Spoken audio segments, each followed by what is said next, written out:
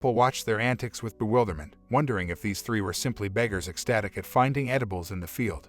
The old woman remarked how beautiful Musai was, daydreaming about a possible match with young Lifa. Meanwhile, Lifa was concerned about his dwindling firewood supply when he heard someone call out, "Senior." Turning around, he was pleasantly surprised to see Musai. Before he could ask her about her companions, however, the two men were stunned by the surroundings. Peach trees and chickens all belonged to the Void Realm. One chicken, seemingly insulted by the men's astonished reactions, glared back at them, releasing a wave of aura so intense that one of the men keeled over in pain. Rushing over to the fallen elder, Lifa checked if he was okay. The elder, still reeling from the shock, couldn't reply. The aura emanating from the chicken had vanished as soon as Lifa touched him. At this point, Musai, panting from exhaustion, announced joyously, "Senior, these two are elders from my sect. They were eager to meet you, so I brought them here unexpectedly." Lifa stood in surprise at the revelation. A new task window materialized before Lifa, presenting a straightforward directive: host the guests for a meal. With a warm smile, he invited the trio in for a meal, a proposition they eagerly accepted. He set about arranging everything in his room and preparing a meal, his modest culinary offerings appearing to the three guests as divine nourishment. The two older men whispered amongst themselves, interpreting Lifa's hospitality as an attempt to enlighten them, vowing to respect and not squander the senior's good intentions. They ate with fervor, finishing the meal with a sense of satisfaction. But, to their surprise, the meal seemed to hold more than mere sustenance. The elder had never anticipated that the food would act as a catalyst, pushing past his cultivation limit and significantly boosting his talents. Lifa observed this transformation with confusion, misinterpreting the elder's exhilaration as the result of a deprived upbringing. With sympathetic eyes, Lifa offered the elder some tea to calm him down. Expressing his gratitude, the elder accepted the tea. But this beverage, much like the meal, had miraculous effects. It not only elevated his cultivation talent further but also healed his past internal injuries. Overwhelmed, the elder fell at Lifa's feet, vowing never to forget his generous act. The trio followed suit, declaring their gratitude in unison. Lifa was surprised and confused, wondering why such simple gestures could incite such profound appreciation. Just then, a system notification informed him of the drawing time. He quickly requested the trio to stand, embarrassed by their show of respect, and explained he had other tasks to attend to. As they prepared to leave, Musai asked if she could visit him again. Touched by her earnest excitement, Lifa agreed. Once they left Lifa's house, they set out for their sect, the elders thanking Musai for her smart inquiry that would grant them another visit to this haven. However, their journey was interrupted by a surge of formidable energy ahead. A man with a flaming mustache appeared before them, a spiteful grin on his face. Addressing the elders in a conceited tone, he remarked, "You two have made it quite convenient for me to find you." His laughter echoed in the air as he continued, "Regardless of where you try to hide today, Cask, your options are simple: surrender to my raging fire sect or meet your end." Angrily, one of the elders retorted, "Do you really believe the Lai Hua sect is so easy to exploit?" "Our powers are not the same as they once were," the elder warned. The middle-aged man expressed his surprise, recognizing the presence of perfected cultivation. How did this man achieve such mastery? The Skyborn man, ignoring his surprise, unleashed a fiery attack. Two ghostly skeletons erupted from the flames, launching chains towards the grounded trio. The three of them were instantly on guard. Seeing the skeletons, the elder shouted, "Gong Sanchai, how could you stoop to such malevolent methods of cultivation?" He conjured a golden shield for protection, but it was futile. The shield shattered under the force of the skeleton's attack, causing the elders to cough up blood and collapse. Musai shrieked in terror. The elder, weakly, explained that the skeleton was likely a top-tier magical weapon from the evil faction, unshakable even with all their combined might. Musai was horrified, struggling to accept that a member of the righteous faction would employ such dark techniques. Gong Sanchai chuckled, sharing that his skeleton absorbed power during combat, increasing its strength. He revealed his plan to drain the energy from everyone present, including the quiet village, to ascend to the void stage in cultivation. Musai pleaded with him to spare the innocent villagers. Meanwhile, Lifa noticed the unusual weather, the winds howling with a storm brewing.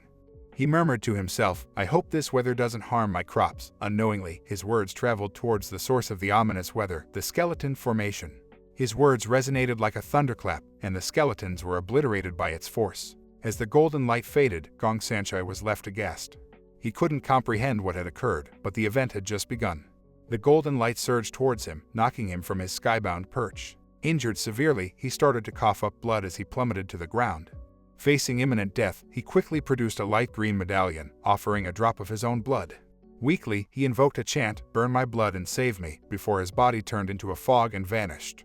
Musai, witnessing the spectacle, realized it was Lifa who had intervened to save them. The elder, too, was in awe, having recognized Lifa's majestic voice. He asserted that as long as Lifa resided here, this place would remain untouchable. However, his statement was cut short as he began coughing up blood, severely injured from the earlier attack. The woman urged him to relax, his injuries were severe. The elder sighed, baffled at how the marks from the chain attacks on his body couldn't be erased. Musai proposed, should we seek Senior Lee's aid? Shortly, the trio resumed their journey towards the village. The elder expressed his worry, we just departed and now we must return to ask Senior Lee's assistance. I hope the senior won't find our presence irksome. The village hummed with activity, children frolicked about, adults headed to the fields, the elderly basked in the sun, and the women cooked meals for their families. A small boy was being pursued by a girl eager to see his painting. The boy retorted that his painting would only be complete by the next day. The elder sensed something and directed his attention towards the squabbling children. He halted and inquired politely about the origin of the painting. The boy beamed, Brother Lee gave it to me. He eagerly unrolled the scroll to display the artwork, claiming with pride, Brother Lee creates the finest paintings. Upon seeing the painting, the elder collapsed, not out of pain, but joy. He exhaled in awe, such a potent depiction of the sun in this sacred image. It feels as if all my afflictions have been healed. The middle-aged man speculated, could it be that Senior Lee predicted our encounter with the evil, and intentionally had the child present this painting before us? The elder replied, for an individual of Senior Lee's caliber, nothing slips past him. Gong Sanchai's safe escape might be an intentional act on Senior Lee's part. Musai, with a tinge of apprehension in her voice, questioned, but why would Senior Lee act in such a manner? The elder sighed, I fear we may not yet be entitled to such knowledge. He continued, but having received so many blessings from Senior Lee, we ought to reciprocate with our utmost devotion. Musai, blushing, agreed, contemplating aloud, if Senior Lee requires anything, I am willing to offer everything I have. Elsewhere, atop a mountain, Lifa found himself engrossed in painting. He lamented, this system is too stringent with its tasks, obliging me to paint daily in this spot. Unbeknownst to Lifa, an intriguing chase unraveled beneath the mountain. A tiger cub sprinted at an impressive pace, pursued by two bird creatures.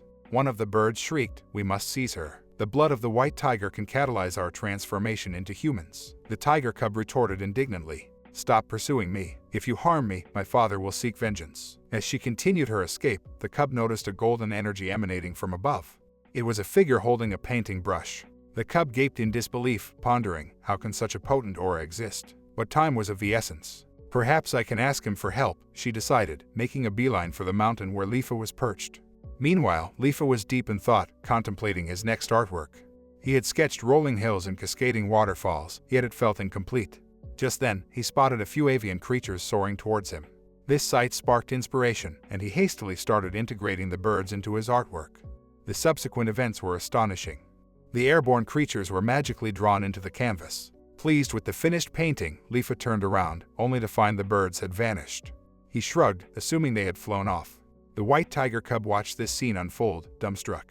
It's unbelievable. Those divine beasts that transcended the realm of the void were actually trapped within a painting. Am I next? She wondered.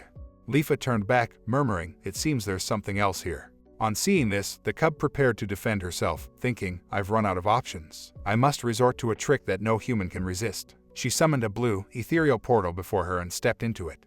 However, what emerged wasn't the intimidating white tiger, but a charming little cat.